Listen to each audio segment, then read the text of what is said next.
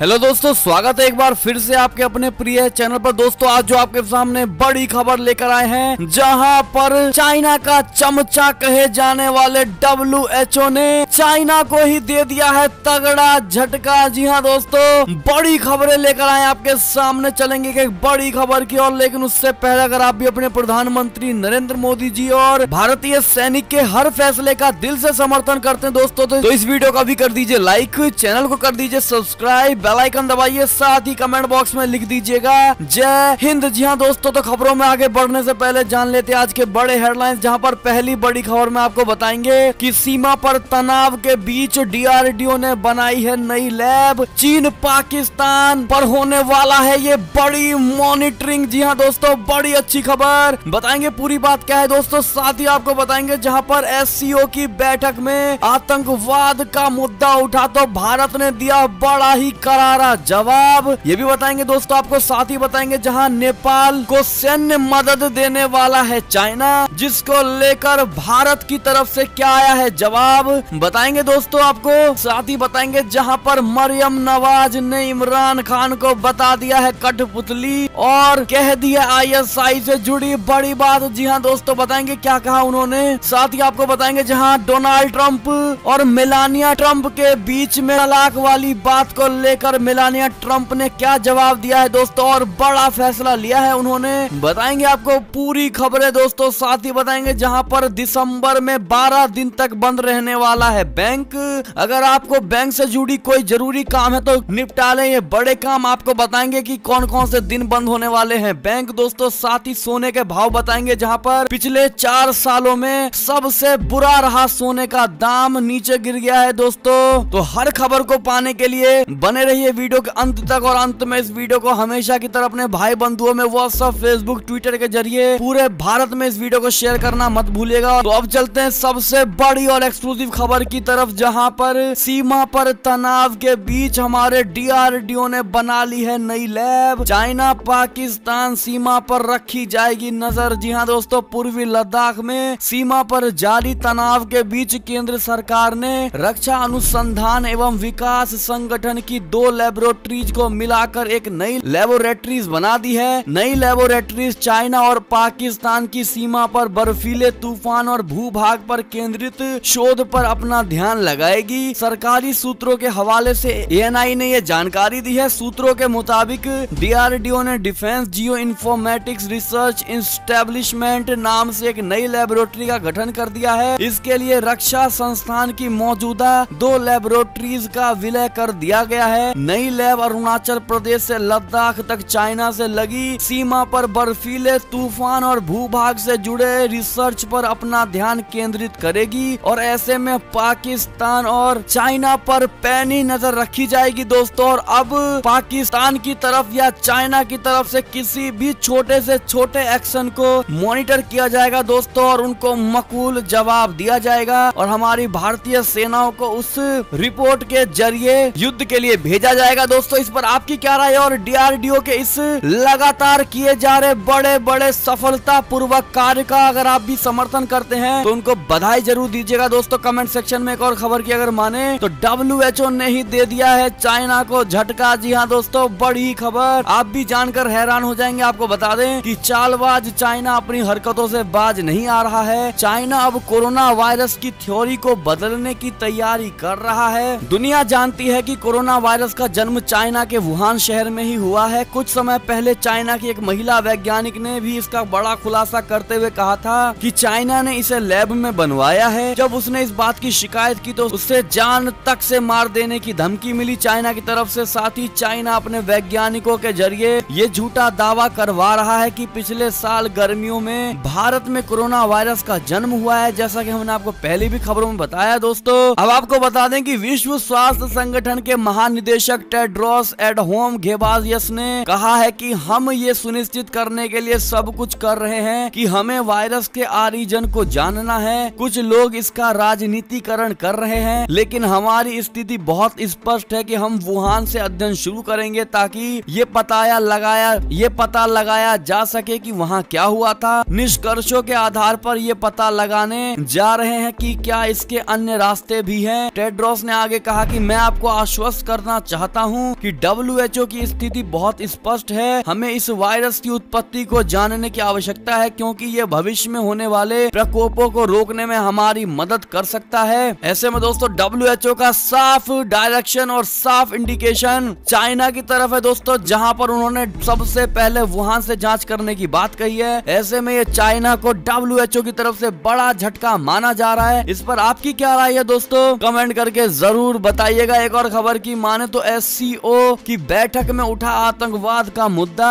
भारत ने बताया सबसे बड़ी चुनौती। बता दें आपको, भारत ने सोमवार को कहा कि क्षेत्र के सामने सबसे बड़ी चुनौती आतंकवाद है और इसका इस्तेमाल राजनीति के साधन के रूप में करने के लिए पाकिस्तान की निंदा की। भारत ने शंघाई सहयोग संगठन SCO से इस खतरे का सामना मिलकर करने और आतंकवाद को समर्थन देने वाले सुरक्षित ठिकानों, बुनियादी ढांचे और उनके वित्तीय नेटवर्क को व्यापक रूप से खत्म करने के लिए अंतर्राष्ट्रीय स्तर पर मान्यता प्राप्त कानूनी व्यवस्थाओं को लागू करने का आह्वान किया है। 8 सदस्यीय SCO के शासनाध्यक्षों की परिषद की बैठक को संबोधित करते हुए उपराष्ट्रपति M वेंकैया नायडू ने कहा कि क्षेत्र के सामने सबसे बड़ी चुनौती आतंकवाद है। उन्होंने विशेष रूप से सीमा पार आतंकवाद का उल्लेख किया है। जी हाँ दोस्तों, ऐसे में आपकी क्या राय होगी दोस्तों देश में आतंकवाद को लेकर, जरूर बताइएगा। ऐसे में क्या आपको नहीं लगता दोस्तों कि आतंकिस्तान को अगर हम ठीक कर दें तो आतंकवाद अपने आप खत्म हो जाएगा? क्या कहना आपका, कमेंट करके जरूर बताइएगा। एक और खबर की माने तो नेपाल को सैन्य मदद देगा अब चाइना। वन चाइना नीति के लिए ड्रैगन ने थपथपाई है ओली की पीठ। जी हाँ दोस्तों, चाइना के रक्षा मंत्री वेई फेंघी के 1 दिवसीय नेपाल यात्रा के दौरान दोनों देशों के बीच कई अहम समझौते हुए हैं। चीनी रक्षा मंत्री ने नेपाल से नजदीकी संबंधों को बनाए रखने का भरोसा दिया है, तो वहीं चाइना और नेपाल के बीच हथियारों की सप्लाई और मिलिट्री ट्रेनिंग को लेकर भी समझौता हुआ है। जनरल वेई ने वन चाइना पॉलिसी का समर्थन करने के लिए नेपाली प्रधानमंत्री KP शर्मा ओली की तारीफ भी की है। जी हाँ दोस्तों, ऐसे में दोस्तों अब देखना ये होगा कि नेपाल किस प्रकार से चाइना की मदद लेता है और भारत के साथ रिश्तों को लेकर क्या होता है दोस्तों। ऐसे में तो वक्त ही बताएगा। इस पर आपकी क्या राय होगी जरूर बताइएगा। एक और खबर की माने तो पाकिस्तान से बड़ी खबर, जहां मरियम नवाज ने इमरान को बताया है कठपुतली। कहा हिम्मत है तो फोन टैपिंग पर ISI से करें सवाल। जी हाँ दोस्तों, बड़ी बात कह दी। आपको बता दें कि पाकिस्तानी मुस्लिम लीग नवाज ने सोमवार को कहा कि पाकिस्तान के कठपुतली प्रधानमंत्री इमरान खान अपने फोन टैप किए जाने पर देश की खुफिया एजेंसी ISI से सवाल करने का कुछ साहस दिखाएं। उनकी टिप्पणी प्रधानमंत्री के इस खुलासे के बाद आई है कि वो जानते हैं कि एजेंसियां उनके फोन टैप कर रही हैं। पूर्व प्रधानमंत्री नवाज शरीफ की बेटी मरियम नवाज ने कहा कि इस कठपुतली और चयनित प्रधानमंत्री इमरान खान में ISIS से ये तक पूछने की हिम्मत नहीं है कि वो उनके फोन टैप क्यों कर रही है। उन्हें ISI से कहना चाहिए कि ये प्रधानमंत्री के अधीन आने वाले संस्थान का काम नहीं है। उन्होंने कहा कि ISI प्रधानमंत्री और उनके फोन टैप करती है, ये मेरे लिए खबर नहीं है। यदि इस कठपुतली में थोड़ी भी हिम्मत है तो उन्हें इस मुद्दे पर ISI को फटकार लगानी चाहिए। खान ने हाल में एक स्थानीय टीवी चैनल से कहा था, मैं जो करता हूँ फोन पर किससे बात करता हूँ, ISI और IB यानी खुफिया ब्यूरो को इस बारे में जानकारी होती है। ऐसे में दोस्तों आतंकिस्तान के प्रधानमंत्री होने के बावजूद भी प्रधानमंत्री की नहीं है चलती दोस्तों, और पूरे आतंकिस्तान का कमान इन IB और ISI के हाथों में दोस्तों। इस पर आपकी क्या राय है जरूर बताइएगा। और अगर आप भी मानते हैं कि इमरान खान आतंकिस्तान के प्रधानमंत्री नहीं बल्कि एक कठपुतली प्रधानमंत्री है, तो आप भी कमेंट सेक्शन में इमरान कठपुतली है जरूर लिखकर बताइएगा। देखते हैं कितने लोग लिखते हैं। एक और खबर की माने तो चाइना की इस हरकत पर बुरी तरह भड़का ऑस्ट्रेलिया। कहा शर्म आनी चाहिए। जी हाँ दोस्तों, ऑस्ट्रेलिया और चाइना के बीच एक फर्जी तस्वीर को लेकर घमासान छिड़ गया है। ऑस्ट्रेलिया के प्रधानमंत्री स्कॉट मॉरिसन ने चाइना की सरकार से उस फर्जी तस्वीर को ट्विटर से हटाने के लिए कहा है, जिसमें एक ऑस्ट्रेलियाई सैनिक को अफगानी बच्चे की हत्या करते हुए दिखाया गया है। चाइना के विदेश मंत्रालय के प्रवक्ता झाओ लिजियान ने अपने आधिकारिक ट्विटर अकाउंट से सोमवार को यह तस्वीर शेयर की। चीनी विदेश मंत्रालय के प्रवक्ता ने तस्वीर को शेयर करते हुए लिखा था कि ऑस्ट्रेलियाई सैनिकों के हाथों अफगान नागरिकों और कैदियों की हत्या से सदमे में हूँ। ऑस्ट्रेलिया और चाइना के बीच ये कहासुनी दोनों देशों के बीच बढ़ते से तनाव ही संकेत है। चाइना ऑस्ट्रेलिया का सबसे बड़ा व्यापारिक साझेदार है, लेकिन पिछले कुछ वक्त से दोनों देशों के बीच कई मुद्दों पर टकराव बढ़ गया है। ऑस्ट्रेलिया ने कोरोना महामारी की उत्पत्ति की जांच की मांग की थी, जिससे चाइना बेहद खफा हो गया था। हांगकांग को लेकर भी ऑस्ट्रेलिया ने चाइना के रवैये की आलोचना की थी। इसके बाद चाइना ने भी ऑस्ट्रेलिया पर दबाव बनाने के मकसद से वहां की कई वस्तुओं का आयात रोक दिया है या फिर भारी टैक्स लगा दिया है। जी हाँ दोस्तों, ऐसे में ऑस्ट्रेलियाई प्रधानमंत्री मॉरिसन ने सोमवार को एक प्रेस कॉन्फ्रेंस में चाइना से माफी मांगने के लिए कहा है। उन्होंने ट्विटर से पोस्ट हटाने की भी मांग की है। जी हाँ दोस्तों, ऐसे में चाइना और पाकिस्तान ये दोनों ऐसे देश माने जाते हैं जो गालियां खाने के बावजूद भी अपनी जिद नहीं छोड़ते। जी हाँ दोस्तों, इस पर आपकी क्या राय है जरूर बताइएगा। एक और खबर की माने तो अमेरिका से बड़ी खबर, जहां डोनाल्ड ट्रंप को तलाक देने की खबरों के बीच मेलानिया ट्रंप ने ले लिया ये बड़ा फैसला। आपको बता दें कि डोनाल्ड ट्रंप ने आखिरकार व्हाइट हाउस छोड़ने का फैसला ले ही लिया है। हालांकि हार मानने से इनकार करते हुए उनका कहना है कि वे कानूनी लड़ाई को जारी रखेंगे।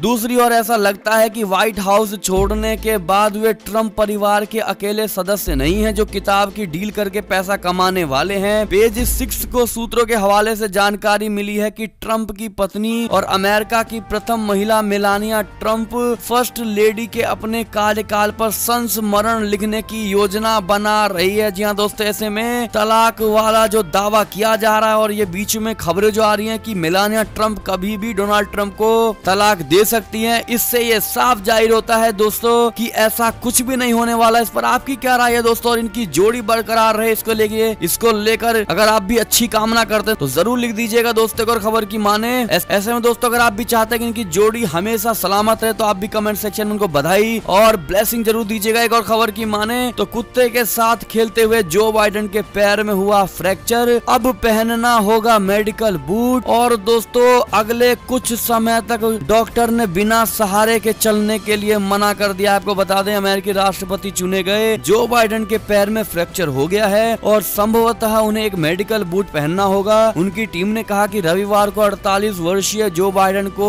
डॉक्टर के पास लेकर जाया गया क्योंकि वो अपने कुत्ते के साथ खेलते हुए फिसल गए थे। जो बाइडेन जो अपनी जनवरी के शपथ ग्रहण पर सबसे पुराने अमेरिकी राष्ट्रपति बन जाएंगे, जिनको मेजर के साथ शनिवार को चोट लग गई जो उनके 2 जर्मन चरवाहों में से एक था। बता दें राष्ट्रपति चुनाव के निजी चिकित्सक केविन ओकॉर्नर ने शुरू में कहा था कि एक्सरे ने किसी भी फ्रैक्चर की पुष्टि नहीं की है, लेकिन कहा कि अतिरिक्त सीटी स्कैन अभी भी किया जाएगा। जिसके बाद जो बाइडेन के कार्यालय द्वारा जारी बयान में कहा गया है कि स्कैन में मिड फुट में हेयरलाइन फ्रैक्चर की पुष्टि हुई है। ऐसे में दोस्तों आपको बता दें कि डोनाल्ड ट्रंप के खिलाफ चुनाव जीतने वाले जो बाइडेन को संभवतः कई हफ्तों तक चलने वाले बूट की आवश्यकता होगी और उनको बिना सहारे चलने के लिए मना कर दिया है। दोस्तों उनको अब अगले कुछ हफ्तों तक सहारे के साथ ही चलना होगा। ऐसे में उनके अच्छे हेल्थ की आप लोगों का कामना कर और जल्द से जल्द उनके पैर ठीक होने के लिए उनको ब्लेसिंग देना चाहते हैं तो कमेंट सेक्शन में जरूर लिख दीजिएगा दोस्तों, क्योंकि डोनाल्ड ट्रंप ने भी उनको जल्द ठीक होने की ब्लेसिंग्स दी है। एक और खबर की माने तो देश की राजनीति व विदेश नीति में पाकिस्तान की सेना का कोई दबाव नहीं, ऐसा इमरान खान का कहना है। दोस्तों बता दें पाकिस्तान की राजनीति और सरकार में सेना के दखल को लेकर चल रहे विरोध प्रदर्शन पर पाकिस्तान के प्रधानमंत्री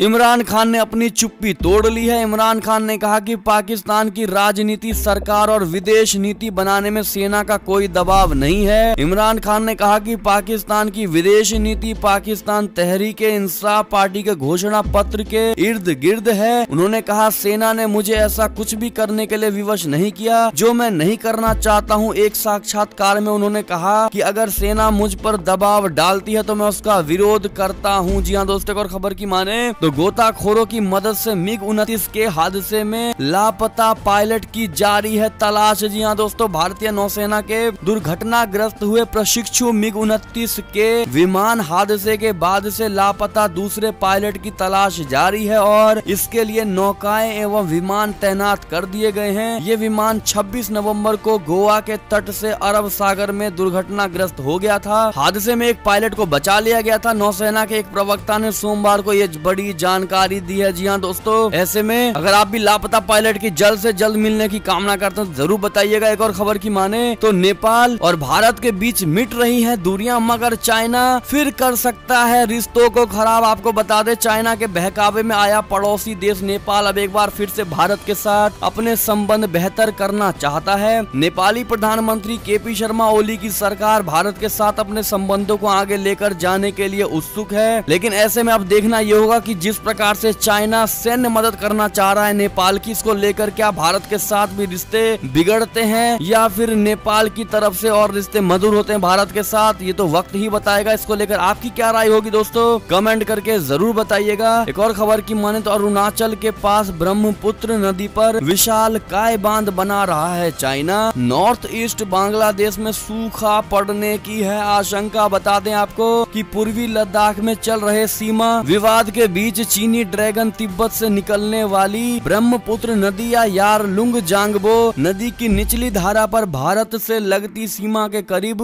विशाल काय बांध बनाने जा रहा है। ये बांध कितना बड़ा होगा कि इसका अंदाजा इस बात से लगाया जा सकता है कि चाइना में बने दुनिया के सबसे बड़े बांध थ्री जॉर्ज की तुलना में इससे 3 गुना ज्यादा पन बिजली पैदा की जा सकती है। चाइना के इस विशाल आकार के बांध से भारत के पूर्वोत्तर राज्यों और बांग्लादेश में सूखे जैसी स्थिति पैदा हो सकती है। जी हाँ दोस्तों, एक और खबर की अगर माने तो जेएनयू की पूर्व छात्रा शहला रशीद के पिता ने लगाए आरोप, कहा मेरी बेटी देशद्रोही गतिविधियों में है शामिल। जी हाँ दोस्तों, जेएनयू में भारत के खिलाफ जहर घोलने वाली शहला रशीद के पिता अब्दुल रशीद ने बेटी की करतूतों का भंडा फोड़ कर दिया। उन्होंने कहा कि जिस तरह उनकी बेटी जबरदस्त पैसा खर्च कर रही है और एनजीओ चला रही है, उससे ये साफ है कि कहीं ना कहीं उसके संबंध आतंकियों से भी हो सकते हैं। शहला के पिता ने बेटी की करतूतों की जांच केंद्रीय एजेंसियों से कराने के साथ उस पर कार्रवाई करने की भी मांग कर दी है। जी हाँ दोस्तों, ऐसे में आप भी समझ सकते हैं कि जब एक पिता अपनी बेटी पर इल्जाम लगा रहे हैं तो इसका मतलब बेटी ने कितनी हदें पार कर दी होंगी दोस्तों, जिसको लेकर पिता अब आरोप और केंद्रीय एजेंसियों से जांच कराने की मांग कर रही है। इस पर आप अंदाजा लगा पा रहे होंगे दोस्तों। आपको साथ ही बता दें कि शहला के पिता ने यह भी कहा कि जो लोग आज टेरर फंडिंग में एनआईए की गिरफ्त में है, चाहे वो पॉलिटिशियंस या बिजनेसमैन हो, ऐसे में आतंकी गतिविधियों में कहीं ना कहीं इसका भी साथ जरूर दिखाई दे रहा है और ऐसा इसने क्यों किया ये उसकी समझ से बाहर है। मैंने उसे कई बार समझाया कि इन सब चीजों से दूर रहे, लेकिन अब मुझे जान से मारने की धमकी मिल रही है। जेएनयू की पूर्व छात्रा के पिता अब्दुल रशीद ने आगे आरोप लगाया कि उन्हें मुंह बंद रखने के लिए पैसा भी ऑफर किया जा रहा है। ऐसे में दोस्तों इस पर आपकी क्या राय होगी, कमेंट करके जरूर बताइएगा। जहां पर जब बेटी और पिता के बीच बात आ रही है दोस्तों, तो बात कितनी आगे बढ़ गई होगी ये आप भी समझ सकते हैं। जरूर बताइएगा आपकी राय क्या है इसको लेकर। एक और खबर की माने तो कोरोना वाला चाइना आपकी सेहत से खिलवाड़ के लिए बिछा रहा है हेल्थ सिल्क रोड। आपको बता दें दोस्तों कि कोरोना महामारी के इस दौर में चाइना ने अपनी विस्तारवादी नीतियों को तेजी से बढ़ाया है। महामारी के इस दौर में चाइना अपने कई प्रोजेक्ट्स में तेजी ला चुका है। इसी में से एक है हेल्थ सिल्क रोड। चीन इसके दम पर दुनिया के बड़े हिस्से पर अपना आधिपत्य स्थापित करना चाहता है। भारत समेत वैश्विक शक्तियों के सामने न सिर्फ चाइना के हेल्थ सिल्क रोड प्रोजेक्ट को नाकाम करने की चुनौती है, बल्कि चीनी सरकार की तरफ से होने वाले मानवाधिकार हनन के मामलों को रोकने की भी जिम्मेदारी है। जी हाँ दोस्तों, एक और खबर की अगर माने तो कृषि कानून के विरोध पर बोले प्रधानमंत्री मोदी, कहा हर अच्छे काम में अड़चने आती ही हैं। जी हाँ दोस्तों, प्रधानमंत्री नरेंद्र मोदी ने सोमवार को वाराणसी यात्रा के दौरान देव दीपावली के अवसर पर राजघाट पर दीप प्रज्वलित किया। दीप जलाने के बाद पीएम मोदी ने राजघाट पर जनसभा को संबोधित किया। नए कृषि कानून के खिलाफ हो रहे धरना प्रदर्शन पर कहा कि नए काम के दौरान इस तरह के विरोध होते ही हैं। आपका क्या मानना है इसको लेकर जरूर बताइएगा। एक और खबर की माने तो सबसे बड़ा मालवाहक जहाज द ओस्लो दक्षिण अफ्रीका से विशाखापट्टनम बंदरगाह पहुंच गया। जी हाँ दोस्तों, देश का सबसे बड़ा मालवाहक जहाज द ओस्लो सोमवार को आंध्र प्रदेश के विशाखापट्टनम बंदरगाह के इनर हार्बर पहुंचा। जहाज 229.20 मीटर लंबा है, जिसमें 38 मीटर की एक बीम है। कुछ दिनों पहले दक्षिण अफ्रीका में रिचर्ड खाड़ी के बंदरगाह को ओस्लो ने छोड़ा था। भाप के कोयले के साथ विशाखापट्टनम के बंदरगाह पर पहुंच गया। जी हाँ दोस्तों, एक और खबर की अगर माने तो दुनिया में पहली बार प्रदूषण से हुई मौत पर होगी सुनवाई। यूके हाई कोर्ट में दायर कर दी गई है इसकी याचिका। बता दें, दुनिया में पहली बार किसी अदालत में वायु प्रदूषण से हुई मौत पर सुनवाई की जाएगी। यूनाइटेड किंगडम हाई कोर्ट 30 नवंबर यानी आज इस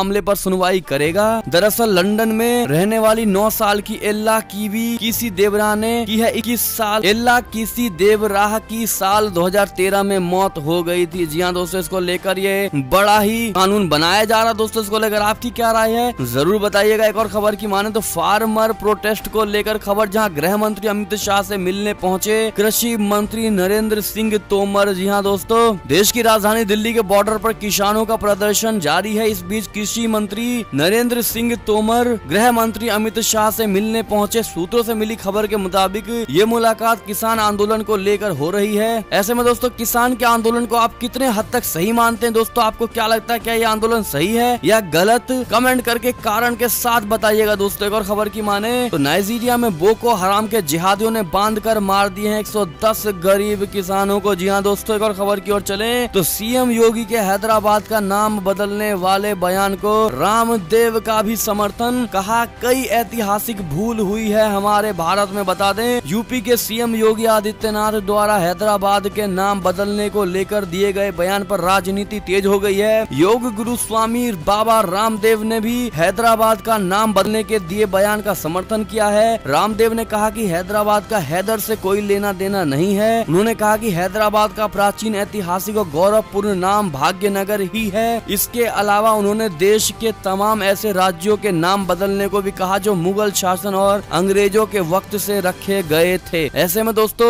योगी आदित्यनाथ जी के हैदराबाद वाले नाम बदलकर भाग्यनगर रखने का आप समर्थन करते हैं दोस्तों, हाँ या ना जरूर बताइएगा कारण के साथ में। और खबर की माने तो गूगल, फेसबुक, यूट्यूब यूपी में ही रखेंगी अपने डेटा। इस शहर में बनेगा सबसे बड़ा सेंटर। बता दें आपको कि यूपी के नोएडा में करीब 600 करोड़ रुपए के निवेश वाले डेटा सेंटर के शिलान्यास के साथ ही सीएम योगी ने विदेशों में डेटा रखने की निर्भरता खत्म करने की ओर कदम बढ़ा दिया है। बता दें कि मुंबई के हीरा नंदानी समूह ने 20 एकड़ में बनने वाले डेटा सेंटर का निर्माण शुरू कर दिया है। जी हाँ दोस्तों, इससे 2000 युवाओं तक को भी रोजगार मिल सकता है। इसको लेकर आपकी क्या राय है जरूर बताइएगा। एक और खबर की माने तो e commerce company Amazon Bharat में कर्मचारियों को देगी 6300 रुपए का खास बोनस। जी हाँ दोस्तों, जो लोग ई कॉमर्स अमेजन कंपनी में काम करते हैं उनको बड़ा फायदा होने वाला है। दोस्तों एक और खबर की माने तो दिसंबर में 12 दिन तक बंद रहेंगे बैंक। जल्द निपटा ले अपना जरूरी काम। आपको बता दें कि किस दिन तक छुट्टी रहेंगी। जैसा कि आप दोस्तों स्क्रीन पर देख पा रहे होंगे, दिसंबर 1 से लेकर दिसंबर 30 के बीच में इन दिनों छुट्टी पड़ने वाला है। आप स्क्रीन को रोक कर भी देख पाएंगे। और ऐसे में दोस्तों अगली खबर की माने तो सिल्वर गोल्ड प्राइस को लेकर लगातार तीसरे दिन सस्ता हुआ सोना